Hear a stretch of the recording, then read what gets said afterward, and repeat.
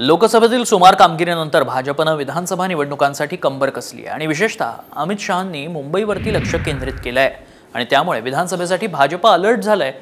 त्याच संदर्भातला हा रिपोर्ट। लोकसभेत फटका, विधानसभेत सावध पवित्रा। भाजपचं विधानसभेसाठी मायक्रो प्लॅनिंग।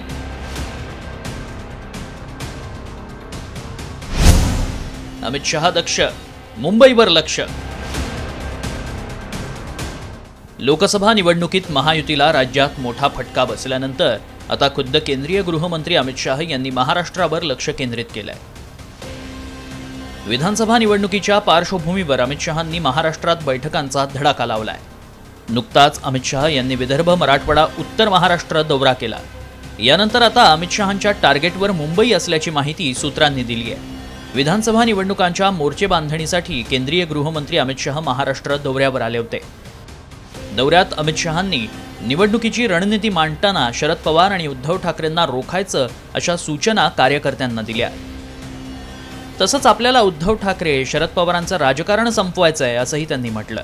यानंतर आता अमित शहा यांनी मुंबईवर टार्गेट केलंय। मुंबईसाठी अमित शहांचं विशेष प्लॅनिंग पाहायला मिळतंय। मुंबईतील डेंजर झोनमधील मतदारसंघांचा विभागनिहाय आढावा घेतला जातोय। मुंबईत कार्यकर्त्यांशी संवाद साधणार। पुढील 3 दिवस मतदारसंघ पिंजून काढा असे आदेश पदाधिकाऱ्यांना देण्यात आलेत।